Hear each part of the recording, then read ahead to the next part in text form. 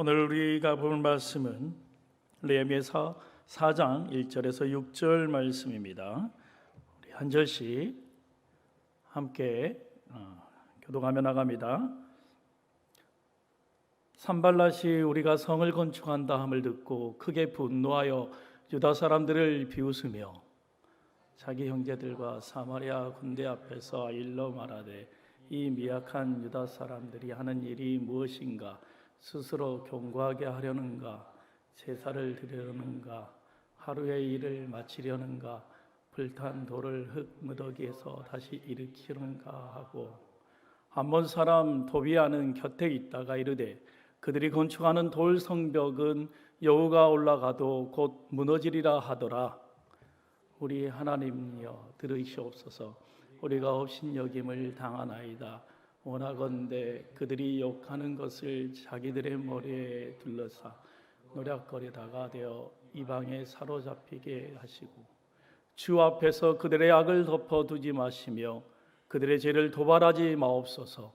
그들이 건축하는 자 앞에서 주를 노하시게 하였음이니이다 하고, 이에 우리가 성을 건축하여 전부가 연결되고 높이가 절반에 이르렀으니 이는 백성이 마음 들여 일을 하였음이니라.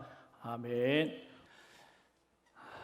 우리 모두라고 말할 수 있을 것 같아요. 우리 모두는 한 번 사는 인생, 가치 있는 인생, 소중하게 여겨지는 인생 살고 싶어 합니다. 맞습니까? 이왕 사는 것, 위대한 부르심 앞에 쓰임 받기를 우리 모두는 원합니다. 그런데 실제의 상황을 보면 어떤 이는 그 위대한 부르심에 끝까지 쓰임 받는 사람이 있는가 하면, 또 많은 사람들은 그것이 상상 속에서 있는 것으로 끝나는 경우가 있습니다. 과연 이 둘에는 어떠한 차이가 있을까요? 누구는 힘이 많아서, 재물이 많아서, 지혜로워서, 능력이 있어서 그럴까요? 물론 어떤 부분 안에서는 그것이 전혀 연관이 없다고 말할 수 없을 것입니다. 그런데 가장 큰 차이점은 그 위대한 부르심 앞에, 또한 앞으로 닥칠 일에 대해서 준비되고 나아가는 자가 있는가 하면, 그것에 바로 인지하지 못함을 통해서 포기하고 나아가는 대다수의 모습이 있음을 우리는 부정할 수 없습니다. 부정하지 않을 수 없습니다. 위대한 일일수록 그 위대한 일의 부르심에는 훨씬 더 힘든 중압감이 있다라는 거예요. 평지에 있을 때는 못 느끼죠. 근데 높은 산을 올라가면 올라갈수록 산소는 약해지고 기압은 높아집니다. 깊은 물속으로, 심해로 들어가면 들어갈수록 마찬가지죠. 중압감이 있다라는 거예요. 위대한 일도 마찬가지입니다. 영적인 무게가 강하다는 거예요. 그것에 대한 반발력이 크다는 것입니다. 그것을 바로 인지해야 합니다. 앞으로 우리가 함께 볼 느헤미야 4장부터 6장의 말씀을 보면 이 점을 도전합니다. 거룩한 하나님의 부르심, 성벽 재건을 위한 위대한 일을 감당하는데 그것을 방해하는 영적 사단의 계략이 있음을 보게 됩니다. 그리고 이 3장 안에는 무려 적어도 9개 이상의 사단의 공격이 등장함을 보게 됩니다. 아마도 그런 다양한 공격 안에서 느헤미야는, 또한 이스라엘 백성은 정말 힘들고 어려웠을 것입니다. 포기하고 싶었을 것입니다. 하지만 그들은 그것을 잘 극복하며 나갔다는 거예요. 저와 여러분이 그 부분을 바로 깨달으면 좋겠습니다. 19세기 위대한 설교자였던 찰스 스펄전은 이렇게 말합니다. 하나님에게 죄가 없는 아들은 오직 한 명이다. 그러나 시험을 경험하지 않은 아들은 단 한 명도 없다. 여러분 이해하시죠? 어떠한 하나님의 부르심 앞에 하나님의 아들로서 어느 누구도 트라이얼 없이 그냥 영광만 받은 자는 없다라는 겁니다. 저와 여러분도 결코 예외가 되지 않는 것이에요. 반드시 기억해야 할 부분이 바로 이것이에요. 적당히 살 때 별 문제 없는 것 같습니다. 그런데 조금이라도 위대한 부르심, 어떻게 하면 하나님 나라를 위해서 내가 설 수 있을 것인가 라는 고민을 했을 때 사단은 본색을 드러내고 우리를 공격한다는 거예요. 평상시에는 아무 문제 없었던 남편이, 아내가 어려움을 줄 때가 있습니다. 아이들이, 직장에서 문제가 있을 수 있다는 겁니다. 그런데 그때 우리가 기억해야 할 사실은 이것이 기회다, 이것을 놓치지 말자 하는 모습이 우리에게 필요하다는 거예요. 기억하시길 바랍니다. 정말 여러분 안에 선한 결단을 했다면, 그리고 그 결단 앞에 반대와 저항을 만난다면 그것은 하나님이 주신 축복의 기회이고 보다 더 성장할 수 있는 절호의 기회임을 명심하시길 바랍니다. 믿으시면 아멘 하십시오. 아멘. 네. 저는 앞으로 몇 주간의 말씀을 그래서 Be steadfast, 강하고 담대하라라는 주제로 함께 말씀을 보기를 원합니다. 우리가 리처치, 어떻게 하면 건강한 재건 공동체를 이룰 수 있을까 생각할 때 반드시 기억해야 할 사실은 그 거룩한 부르심 앞에는 분명히 영적인 공격이 있을 것입니다. 어려움이 있을 것입니다. 그런데 그것을 어떻게 견디고 준비하며 나아가는 것이 중요하다는 거예요. 우리가 그것을 바로 기억하며 나아갈 때 우리는 그 위대하신 부르심 앞에 온전히 쓰임받는 모습으로 설 줄 믿습니다. 그리고 오늘은 그 첫째 시간으로 사단의 첫 번째 공격, 말에 대한 부분을 생각해 보겠습니다. 영적 원수가 사용한 첫 번째 무기는 이겁니다. 무시와 비방. 무시와 비방. 셰익스피어는요 이렇게 말합니다. 조롱은 뇌 안에 종이 총알들 같다. 그런데 이 총알들이 많은 전사들을 죽였다. 우리 일상 가운데 제일 많이 하는 게 뭐죠? 말이죠. 그런데 그 말 안에 그런 비방과 무시, 이런 말들이 우리로 하여금 우리가 그것을 바로 인지하지 못한다면 우리를 죽이고 위대한 부르심으로 나가는 데 좌절시키게 함을 저와 여러분이 명심하면 좋겠습니다. 오늘 본문의 영적 원수들도 동일한 모습으로 이스라엘을 공격하고 있음을 보게 됩니다. 2절에서 3절 말씀 보면 이렇게 말합니다. 자기 형제들과 사마리아 군대 앞에서 일러 말하되 이 미약한 유다 사람들이 하는 일이 무엇인가? 스스로 견고하게 하려는가? 제사를 드리려는가? 하루의 일을 마치려는가? 불탄 돌을 흙무더기에 다시 일으키려는가 하고 암몬 사람 도비아는 곁에 있다가 이르되 그들이 건축하는 돌 성벽은 여우가 올라가고 곧 무너지리라 하더라. 지금 이 말씀을 보면서 신학자 데렉 키드는 말합니다. 이 모습은 전형적인 데모 주동자들이 하는 테크닉이다. 사람들을 선동해서 자신이 원하는 것을 얻고자 하는 데모 주동자들이 하는 모습이 이런 거라는 거예요. 선발랏은요 사람들을 모았습니다.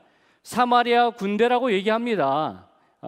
여기서 말하는 사마리아 군대는 바사가 보낸 수비대가 아니라 자신의 보호와 통치력을 강화하기 위한 조직된 군대로 봅니다. 그리고 여러분 계속해서 보시는 걸 알겠지만 수사학적인 질문을 하고 있다는 거예요. 그리고 자기를 추종하는 자를 통해서 아몬 사람 도비아가 말하는데 분위기를 확 그쪽으로 이끌어가고 있다는 거예요. 그래서 사람들이 막 소란을 일으키고 있죠. 이것이 전형적인 데모 주동자들이 하는 테크닉이라는 겁니다. 그 내용을 좀 더 자세히 보면 산발라는요 이미 자기가 생각하는 것을 기본으로 깔아놓고 얘기를 시작하고 있음을 보게 돼요. 어떻게 얘기합니까? 이 미약한 유다 사람들이 하는 일이 무엇인가? 여기서 미약한이라는 feeble이라는 단어는요 withered 아니면 miserable이라는 뜻입니다. 시들시들한, 비참한, 요즘으로 보면 참 하찮은, 볼 것 없는, 지금요 산발랏은 그런 모습으로 깔보면서 이야기를 시작하고 있다는 거예요.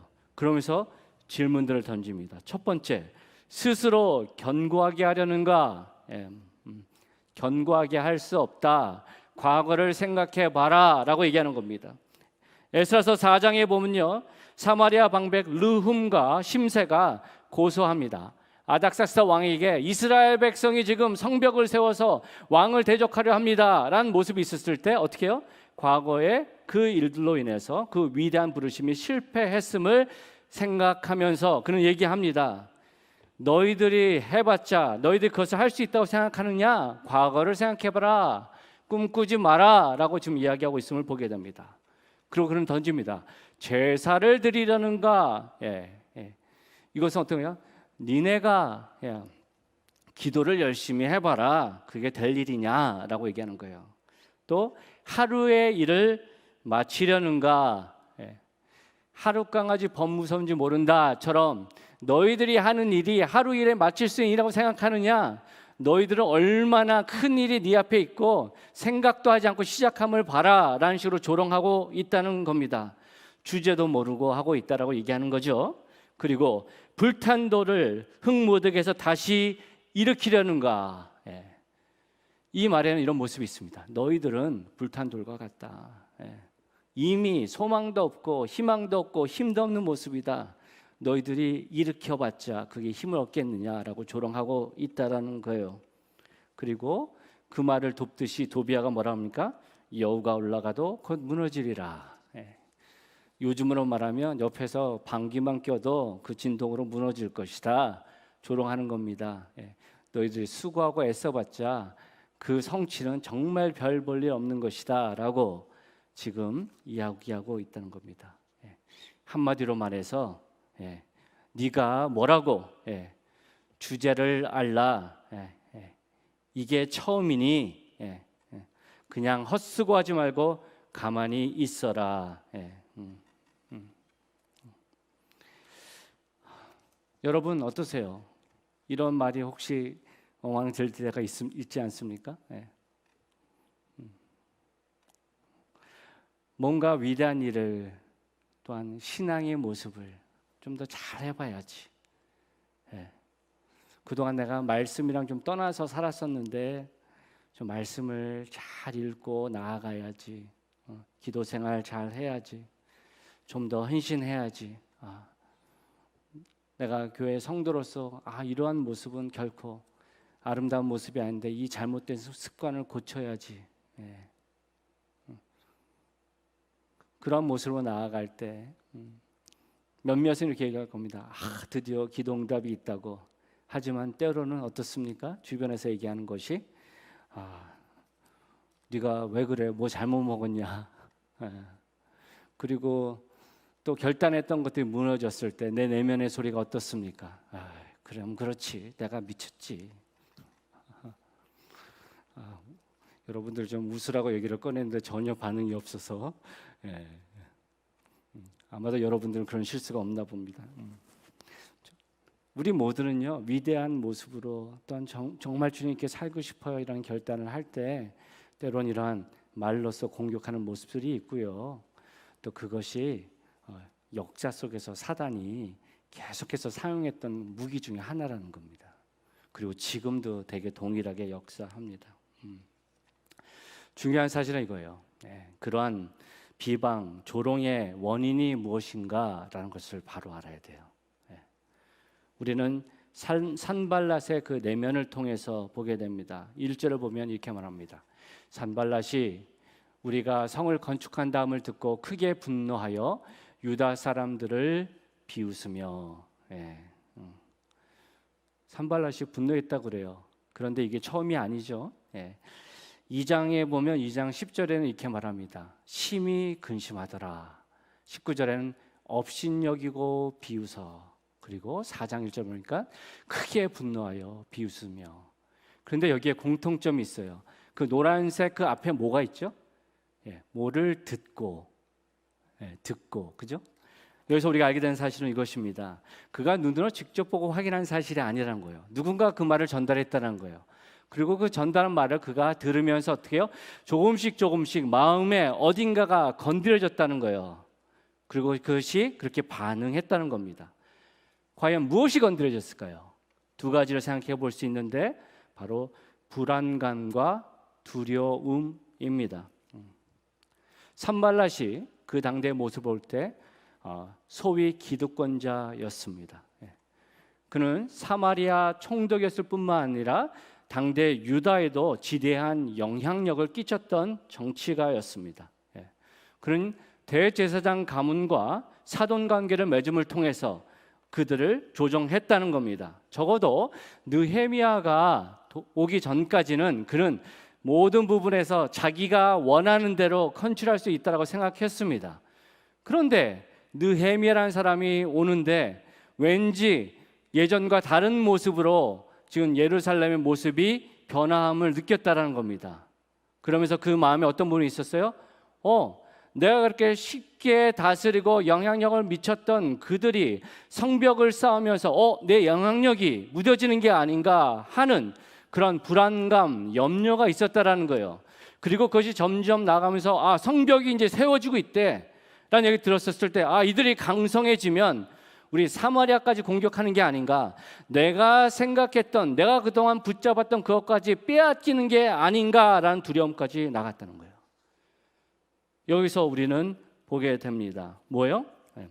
겉으로 보기에는 비방하고 이렇게 말하는 사람들이 당을 짓고 힘이 있고 있는 그런 모습이 있는 것 같아도 그 내면에는 지극히 빼앗기지 않고 싶은 그런 나만의 그 바램, 그것이 결국 그 안에 있다는 것을 보게 된다는 거예요.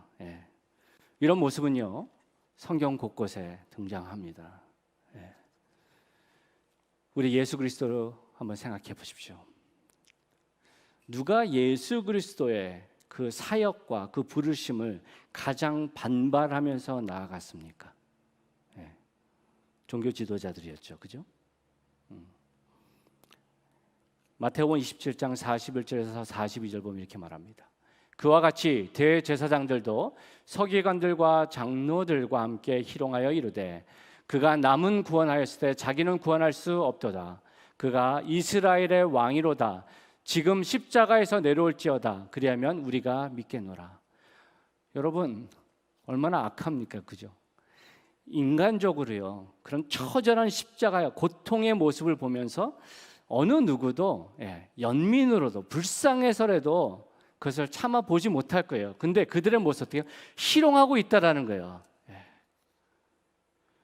여기서 우리가 알게 되는 모습은 그들의 동기가 얼마나 악했는지를 놓치지 말아야 된다는 거예요. 그들이 지금 이 모습을 보면서 그동안 너무나도 바랬던 것을 직접 보고 있기 때문에 그들이 희롱하고 있다는 거예요. 요한복음 11장 50절에 보면요, 당대 대제사장 가야바가 이렇게 말합니다. 한 사람이 백성을 위하여 죽어서 온 민족이 망하지 않게 되는 것이 너희에게 유익한 줄을 생각하지 아니하는도다 하였으니.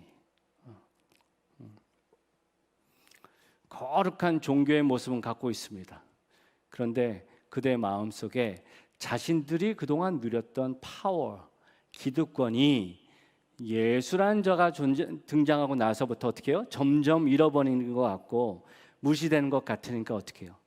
그들이 어떻게든 그를 비방하고 죽이는 자리까지 가는 그 모습, 그것이 그 내면의 동기고 내면 안에는 불안과 두려움이 있다는 거예요.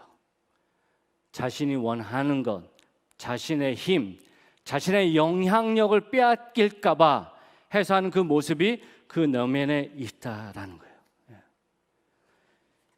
그래서 영국의 비평가 토마스 칼라일은 말합니다. 조롱은 악마의 언어다. 파괴적인 언어라는 거예요. 그런데 우리가 예수님과 그 종교 지도자의 모습을 통해서 보아 알듯이 그 파괴적인 언어는 교회 밖에만 있는 게 아니라 교회 안에도 있을 수 있다라는 것을 우리가 보면 좋겠습니다. 저와 여러분의 신앙이요, 삶이 되고 하나님과 깊은 관계가 되지 않고 신앙이 종교가 될 때 이러한 모습으로 변질될 수 있다라는 거예요. 누가 교회를 오래 다녔냐, 누가 기득권을 갖고 있는가, 그런 생각을 한다는 거예요. 자기도 모르게 아주 멋지게 세련되게 또 성경 말씀까지 코트하면서 사람을 힘들고 어렵게 하고 또 교회를 혼돈된 모습들을 갖게 할 수 있다라는 거예요. 저와 여러분 모두가 그러한 함정이 있을 수 있다라는 것을 생각하면 좋겠습니다. 기억하시길 바랍니다. 위대한 일에 많은 사람들이 감동을 받습니다. 그죠? 말씀을 묵상하면서 또 부흥회를 통해 기도회를 통해 하나님께 결단합니다. 그런데 그 위대한 부르심이 더 위대한 삶으로 열매 맺기 위해서는 사단의 공격을 우리가 바로 인지해야 된다는 거예요. 그것 중에 하나가 말로 무시하고 비방하는 것. 그것을 우리가 바로 인지하며 준비하며 나갈 수 있으면 좋겠습니다. 그렇다면 어떻게 하면 우리가 이런 영적인 공격을 바로 극복할 수 있을까요? 첫 번째는 구체적인 기도로 나아가야 합니다.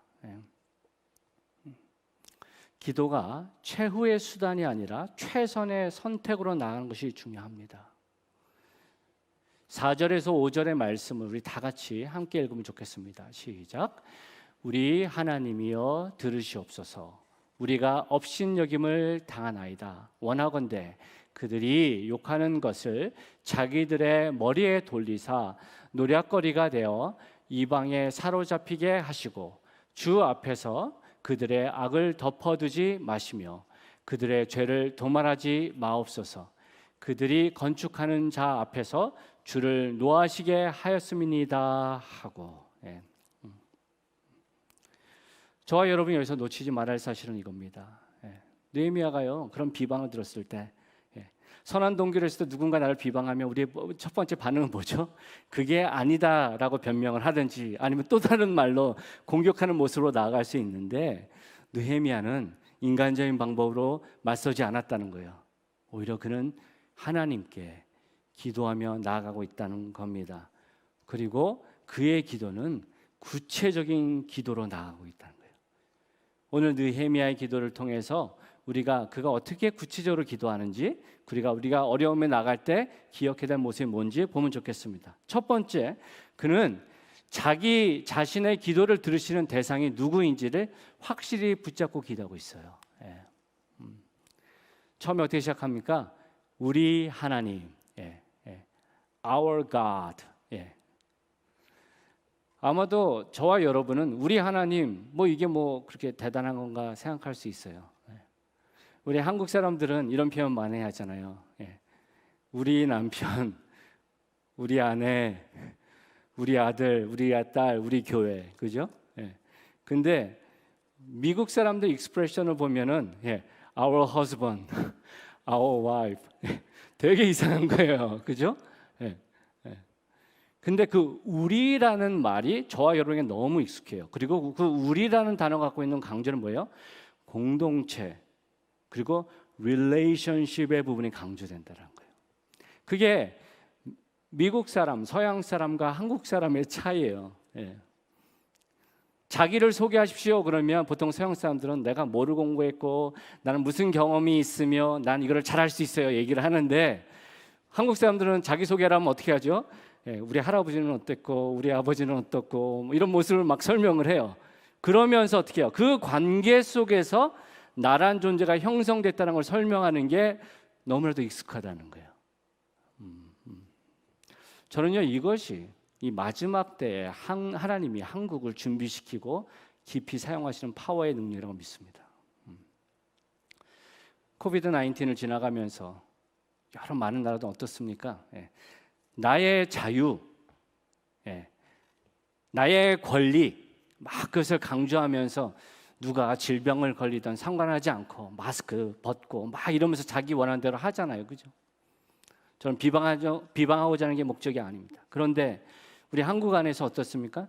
저 사람이 걸리면 나도 걸릴 수 있고 우리가 함께 생각하며 나아가는 모습들이 결국은 서로 함께 살아나가는 것이다라는 것이 우리도 모르게 뼛속 깊이 내재되어 있다는 거예요. 그것이 한국 문화고 그것이 한국 교회가 갖고 있는 독특한 파워입니다. 교회가 강조돼도요 자기네 교회를 강조하는데 한국 사람들은요 건강한 모습으로 나간 교회는 세계를 품는 자리로 나갈 수 있는 모습이 바로 그 부분입니다. 지금은요 느헤미야가 우리 하나님 얘기하는 부분이 이런 모습 속에 있다라는 거야. 아주 독특한 표현입니다. 그것은 언약의 관계를 강조하는 거예요. 우리 하나님은 이스라엘의 주인 되시고 우리의 보호자 되심을 강조하는 겁니다. 예. 우리가 기도하며 나아갈 때 이 부분이 너무 중요합니다. 힘들고 어려운 상황을 지나가면서 내가 누구에게 기도하는가가 중요하다는 거예요. 세상 종교들도 기도의 형식이 있습니다. 열심이 있습니다. 정성을 다합니다. 그리고 그들이 하는 모습은 신을 감동시켜서 내가 원하는 것을 얻고자 하는 모습이라면, 성도의 기도는 살아계신 하나님, 나를 너무나도 잘 아시고 모든 만물을 창조하시고 운행하시고 내가 하나님을 알지 못했을 때 이미 나를 선택하시고 거룩한 언약의 공동체로 세우신 그 하나님, 당신의 말을 번복하시지 않는 그 하나님, 그분이 우리의 하나님 되심을 믿고 나아갈 때 저와 여러분은 상황을 넘어선, 비록 우리가 다 이해는 하지 못한다 할지라도 하나님 믿습니다. 그리고 담대하게 나가는 기도자로 설 수 있습니다. 바라기는 저와 여러분이 그 하나님을 새롭게 하며 기도하며 나가면 참 좋겠습니다. 둘째, 그가 구체적으로 기도한 모습은 구체적인 요청을 하고 있다는 겁니다. 다른 말로 하면 하나님께 철저한 응징을 그가 간구하고 있습니다. 4절에서 5절을 보면 이렇게 말합니다. 우리가 업신여김을 당하나이다. 원하건대 그들이 욕하는 것을 자기들의 머리에 돌리사 노략거리가 되어 이방에 사로잡히게 하시고 그들의 죄를 도말하지 마옵소서. 여기서 지금 느헤미야는요, 언어적 유희를 사용합니다. 업신여기다, 그리고 노략거리가 되게 하다. 죄송합니다. 여기서 업신여기다라는 단어는 비자라는 단어입니다. 그리고 노략거리가 되게 하소서라는 건 부자라는 단어입니다. 뭔가 이렇게 연관성이 있어 버리죠. 비즈라는 단어를 가지고 사용하고 있는데 그들이 우리를 이렇게 업신여겼습니다. 하나님께서 우리의 원통함을 부자시켜 주시옵소서. 그들이 정말 하는 말 하나하나를 그냥 날아가지 않게 하시고 그들의 머리에 임할 수 있도록 도와주십시오. 이는 마치 시편 69편, 79편 또 139편에 나오는 저주시와 비슷해 보입니다. 이렇게 말합니다. 그들의 밥상이 올무가 되게 하시며 그들의 평안이 덫이 되게 하소서. 그들의 눈이 어두워 보지 못하게 하시며 그들의 허리가 항상 떨리게 하소서. 주의 분노를 그들의 위에 부으시며 주의 맹렬하신 노가 그들에게 미치게 하소서. 27절에 보니까 이렇게 말합니다. 그들의 죄악에 죄악을 더하사 주의 공의에 들어오지 못하게 하소서. 그들을 생명책에 지우사 의인들과 함께 기록되지 말게 하소서. 여러분, 이러한 말씀을 받을 때 여러분은 어떤 생각이 듭니까? 원수를 사랑하라고 그랬는데, 성경에 이런 말씀들이 기록되어 있는데 이렇게 요청하고 이렇게 기도하는 게 맞나 생각이 들 수 있습니다. 중요한 사실은 저와 여러분에게 분별력이 필요하다는 거예요. 육의 원수가 있고 영의 원수가 있습니다. 육의 원수에 대해서는 인내하고 품고 기다려줘야 한다면 영의 원수에선 다른 모습으로 나가야 한다는 겁니다. 그런데 지금 느헤미야가 이렇게 기도하면은 확실한 근거가 있음을 놓치지 말아야 돼요. 그건 뭐냐면 4절에서 5절을 다시 보면 이렇게 말합니다. 우리 하나님이여 들으시옵소서. 또 주 앞에서 그들의 악을 덮어두지 마시며 주를 노하시게 하였음이니이다. 무슨 말이에요? 하나님 억울해요. 대신 갚아주세요. 이것이 지금 느헤미야가 드리는 기도의 본질이 아니라는 거예요. 지금 그가 이렇게 간절히 기도하는 것은 하나님 당신의 영광이 조롱거리가 됐습니다. 하나님의 이름이 조롱거리가 됐습니다. 하나님 가만히 있지 말아주시옵소서. 그리고 그러한 기도에는 산발라시한 비방 중에서 들어있다는 거예요. 2절에 보면 여러 수사적 표현 중 가운데 이런 얘기했죠. 제사를 드리려는가? 무슨 말이에요? 많은 제사를 드려봐라 거기서. 요즘으로 말하면 열심히 기도하고 열심히 예배해봐라. 과연 너의 하나님이 도와줄 수 있는가?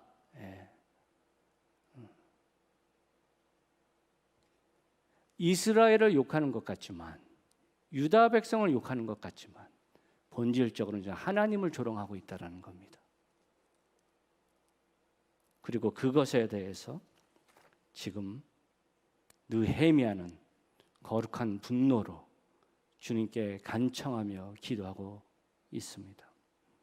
기억하시길 바랍니다. 지금 산발랏, 도비야, 게셈이 보이는 모습들은 단지 어떤 정치적인 문제, 자신의 원함의 부분 그 이상을 넘어서고 있다는 것을 놓치지 말아야 돼요. 계속해서 구약 그리고 신약으로 이어지면서 믿음의 공동체를 얘기하시는 하나님의 포인트는 뭡니까? 순결하고 깨끗한 하나님의 백성, 바른 예배자, 그 예배자를 통해 영광받기 원하시는 하나님의 뜻입니다. 근데 지금 사마리아 그리고 주변국에서 얘기하는 모습의 부분은 뭐예요? 혼합주의, 종교 혼합적인 모여서 이것도 좋고 저것도 좋고. 예루살렘 성벽이 무너진 상태에서 휘둘렸을 때는요, 그들이 자기 마음대로 조정했다라는 거예요. 그런가 하면서 딸려갔다는 거예요. 교회도 마찬가지입니다. 우리도 모르게 세상적인 가치가 돌아오고, 그냥 좋은 말이라면 코트하면서 그것을 마치 신앙인 양 생각할 수 있다라는 거예요. 근데 지금 오늘 말씀 안에서 도전한 건 뭡니까? 분별을 갖고 있으라는 거예요. 분별을 갖는 건 뭐예요? 그리스도 안에서 주님을 알지 못하고 죄 가운데 헤매이며 나아가는 자들을 향해서는 끝까지 품고 인내하고 사랑으로 나아가야 하지만, 교회를 대적하고 하나님의 이름을 땅에 떨어뜨리며 조롱하는 것에 대해서는 어떻게 해요? 단호한 자세가 필요하다는 것을 우리는 말씀을 통해 보게 됩니다. 예레미야서 18장 23절은 이렇게 말합니다. 여호와여, 그들이 나를 죽이려 하는 계략을 주께서 다 아시오니 그 악을 사하지 마오시며 그들의 죄를 주의 목전에서 지우지 마시고 그들을 주 앞에 넘어지게 하시되 주께서 노하시는 때에 이같이 그들에게 행하옵소서 하니라. 사랑하는 성도 여러분, 우리의 아이덴티티를 바로 기억하십시오. 거룩한 불만을 갖고 있어야 합니다. 이 땅을 향해 정말 하나님의 가치를 가지고 바라보며 깨어서 기도하는 모습이 결국 여러 많은 조롱과 비방의 말 앞에서 우리가 바로 설 수 있는 첫 번째 모습임을 기억하면서 정말 구체적인 기도로 나아갈 수 있는 저와 여러분 되시기를 간절히 축원드립니다. 두 번째로, 그런 사단의 그런 무기 앞에 우리가 나아가야 하는 모습은 묵묵히 맡겨진 일을 지속하라는 거예요.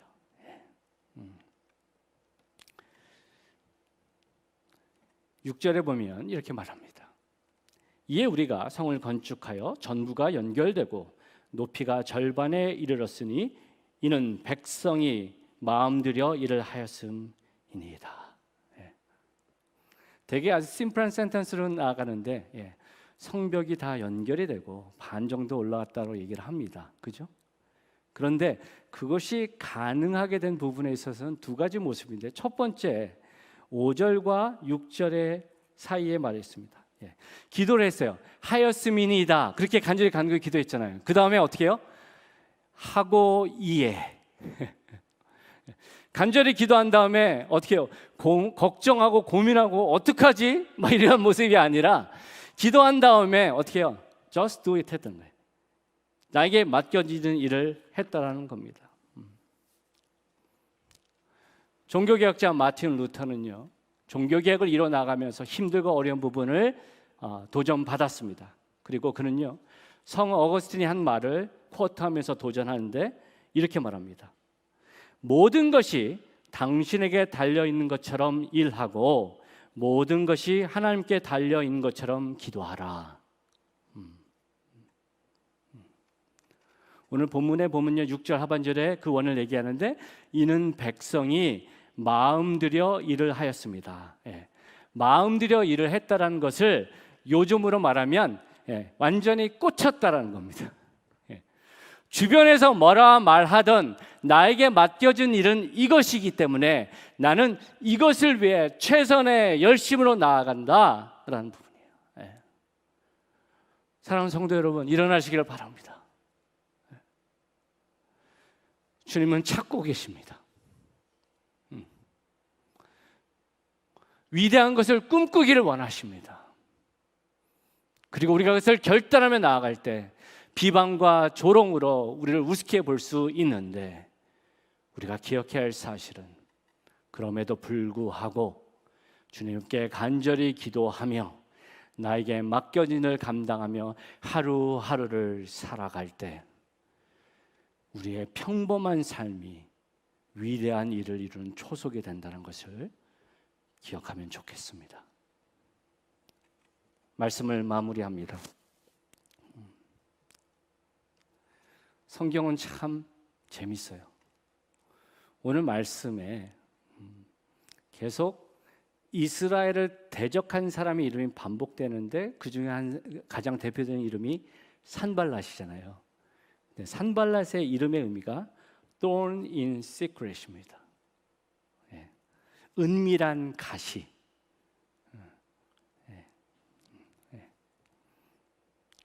브램블 부시가 그 의미인데 여러분 보시면 아시겠지만 저 개인적으로 블랙베리 되게 좋아합니다. 그런데 그 아름다운 향기와 그것을 쫓아서 나가는데 가까이서 보면 여러 찌르는 가시들이 있다라는 거예요. 오늘 말씀을 보면서 저와 여러분 그걸 생각해 봐요. 산발랏이 바깥에만 있는 게 아니에요.